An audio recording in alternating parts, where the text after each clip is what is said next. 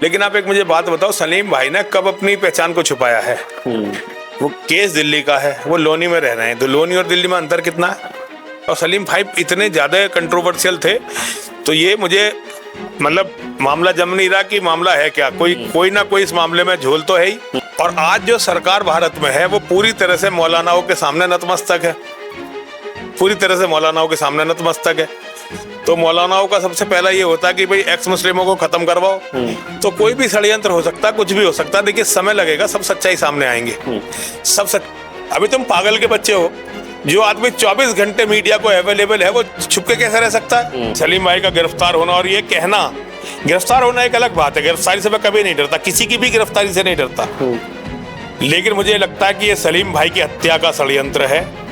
Jail में उन्हें मारना बहुत आसान होगा, बाहर हैं तो अभी पुलिस भी जिम्मेदार हो सकती है। जेल में तो पूरा तंत्र है मुसलमानों का, चाहे तिहाड़ में रखो चाहे गाजियाबाद की जेल में रखो, वहां मारना बहुत आसान है। मैं मोहम्मद ये कह के गया है कि जिहाद अगर जमीन पे ना हो रहा हो तो जिहाद मोमिन के दिमाग में चलते रहना चाहिए। ये जिहाद ही एक तरीके का, ये जिहाद का हिस्सा है, जिहाद का हिस्सा है।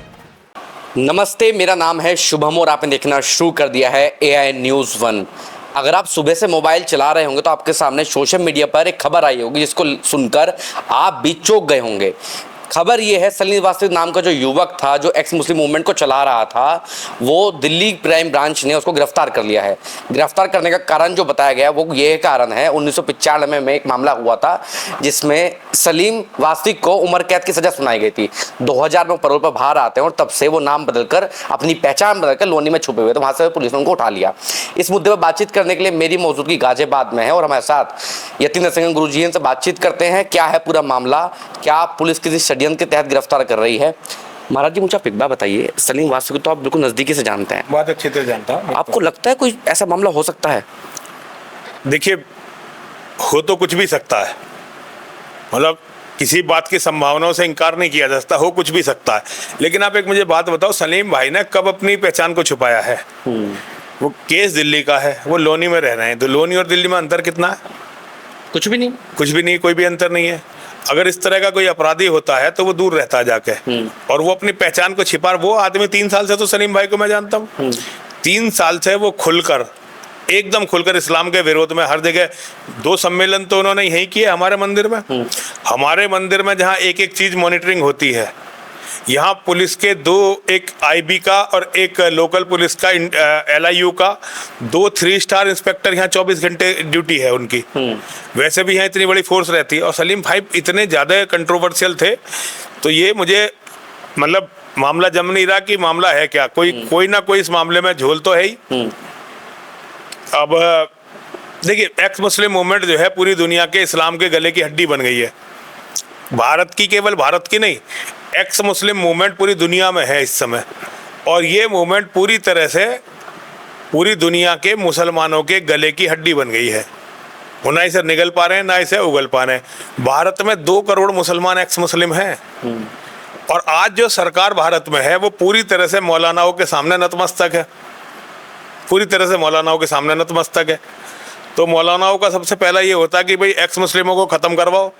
तो कोई भी षड्यंत्र हो सकता है, कुछ भी हो सकता है। देखिए समय लगेगा, सब सच्चाई सामने आएंगे, सब सच्चाइयां सामने आएंगी। लेकिन महाराज जी, इसमें एक बात ये भी तो है ना, सलीम वास्तिक जैसे पुलिस ने कहा कि छुप कर रह रहा था, उनकी तमाम सोशल मीडिया पर वीडियो हैं। कोई छुप कर नहीं, देखिए ये सब एक पुलिस झूठ बोल रही है। छुप के कैसे रह रहे थे? जो इतना जबरदस्त चिल्ला रहा हो, इतना जबरदस्त दहाड़ रहा हो, जो पूरी दुनिया के इस्लाम के जिहादियों से लड़ रहा हो, जो खुलेआम मीटिंगें ऑर्गेनाइज कर रहा हो, सम्मेलन कर रहा हो, टीवी पे, नेशनल टीवी पे बार बार दिखाई देता हो, जो पूरी दुनिया में मतलब सोशल मीडिया पर छाया हुआ व्यक्ति, उसे कैसे कह सकते हैं कि छुप के रह रहा था? ये तो मानसिक दिवालियापन है पुलिस का। ये जिन्होंने भी ये स्टेटमेंट दिया है, ये पुलिस का मानसिक दिवालियापन है। सलीम भाई छुप के कहाँ रह रहे थे? मैंने तो कभी, मतलब ये संभव ही नहीं। अब मान लो मैं जैसे कोई कह दे कि नरसिंह आनंद पहचान बदल के छिप के रह रहा था, अभी तुम पागल के बच्चे हो। जो आदमी 24 घंटे मीडिया को अवेलेबल है वो छुप के कैसे रह सकता है? ये तो देखिए एक बकवास है, एक नैरेटिव गढ़ने की कोशिश हो रही है कि ये जो एक्स मुस्लिम है ये अपराधी हैं और हिंदू इनकी सपोर्ट ना करें। एक्स मुस्लिम सिस्टम को तोड़ने का प्रयास है, ये झूठ है। देखिए मामला क्या है क्या नहीं है ये मैं नहीं कह सकता, लेकिन ये कहना कि वो छुप के रह रहा था, ये मानसिक दिवालियापन है। वो छुप के तो रह ही नहीं रहे थे। लेकिन महाराज जी, मुझे आप एक बार खुद सोचिए, एक सोचने वाली बात इसमें ये है, वो जो मामला हुआ, जिस बच्चे का अपहरण हुआ, जिसकी गिरफ्तारी हुई जिस मामले में, उनके परिवार वाले भी इतने सालों में कभी सामने नहीं आए। सलीम वास्ते की कोई ना कोई खबर, कोई ना कभी तो टीवी पर देखा ही होगा ना उनको, तो सोशल मीडिया पे देखा होगा, टीवी पे देखा होगा, वो सामने नहीं आए। वो अचानक अब सामने आए हैं, जबकि मौलाना, हमारे यहाँ के मौलाना मोदी खुल के मुसलमानवादी हो गए हैं। डोभाल साहब मुसलमानों से कह रहे हैं कि क्या क्या आश्वासन दे रहे हैं, आप देख ही रहे हैं। और मोहन भागवत जो सरकार के सरपरस्त हैं, सरकार के मार्गदर्शक हैं, जो सरकार के संरक्षक हैं, तो उन्होंने एक मुस्लिम राष्ट्र मंच है उनका, इंद्रेश कुमार, जिस टाइम अपनी हिंदुओं की बहन बेटियों की शादी मुसलमानों से खुल के करवाने लगा है, सारी लाज हया को छोड़कर, ऐसे समय में सलीम भाई का गिरफ्तार होना, और ये कहना, गिरफ्तार होना एक अलग बात है, गिरफ्तारी से मैं कभी नहीं डरता, किसी की भी गिरफ्तारी से नहीं डरता, लेकिन मुझे लगता है कि ये सलीम भाई की हत्या का षड्यंत्र है। जेल में उन्हें मारना बहुत आसान होगा, बाहर हैं तो अभी पुलिस भी जिम्मेदार हो सकती है, जेल में तो पूरा तंत्र है मुसलमानों का, चाहे तिहाड़ में रखो, चाहे गाजियाबाद की जेल में रखो, वहां मारना बहुत आसान है। और जो भी है सब सच्चाई सामने आएगी, लेकिन मुझे बहुत चिंता है, सलीम भाई की हत्या होने के बहुत चांस हैं। मैं सलीम भाई की हत्या से बहुत डरा हुआ हूँ, और मुझे लगता है कि सलीम भाई की हत्या किसी भी क्षण हो सकती है। महाराज जी, मैं अक्सर आपके पास आता रहता हूँ, आपने हमेशा से एक बात कही है कि सलीम वास्तविक मेरा शिष्य है, क्या आज भी वो बात आप कहते हैं? हाँ बिल्कुल, गर्व के साथ। देखिए 31 साल पहले उन्होंने क्या किया, ये मुझे बिल्कुल नहीं पता है। मुझे कभी उन्होंने नहीं बताया कि मेरे साथ ये मामला था। तो 31 साल पहले नरसिंहानंद क्या था, आपको पता है क्या? किसी को भी नहीं पता होगा शायद। किसी को भी नहीं पता। मैं विदेश में रहता था, मैं रूस में रहता था, वहां मैं क्या क्या करके आया हूँ, किसी को क्या पता है? रूस जाने से पहले भी मेरा एक इतिहास था, एक अतीत था, किसी को क्या पता मेरे बारे में? ठीक है ना, इतना। लेकिन आज मैं एक अलग आदमी हूँ, आज मैं बिल्कुल एक अलग हूँ। तो मैं सलीम भाई को उनके आज के काम से जानता हूँ, इसका मैं बहुत सम्मान करता हूँ। वो अगर अपराधी भी थे तो इसमें मेरा जो है कोई स्टेटस उनके बारे में बदलने वाला नहीं है। उनका स्टेटस मेरे जीवन में वही रहेगा जो आज है। अगर वो अपराधी भी थे तो अभी वो क्षमा के योग्य हैं, क्योंकि वो इस्लाम से इतनी बड़ी लड़ाई लड़ रहे हैं। ठीक है, आज भी रहेंगे वो। शिष्य नहीं है, मेरे साथी हैं, छोटे भाई हैं मेरे, छोटे भाई हैं। हमेशा रिश्ते बदले नहीं जाते, बार बार रिश्ते नहीं बदले जाते। हम तो उनके साथ रहेंगे। उनके मुकदमे में मेरी लगातार लोगों से बात हो रही है, जो एक्स मुस्लिम टीम उनके साथ है, उनसे बात हो रही है। ये भी मुकदमा देखा जाएगा, पूरी उनकी जो भी हम कर सकते हैं उनके लिए करेंगे भाई। हम उन्हें छोड़ थोड़ी देंगे।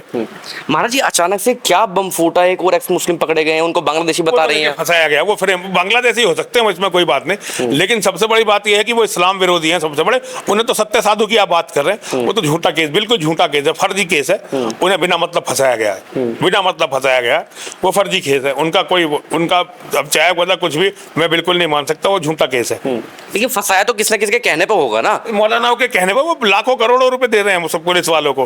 भाई हमारी हत्या की इतनी साजिश हो रही है, लेकिन मेरे पास घूमने के लिए 2 कांस्टेबल रहते हैं।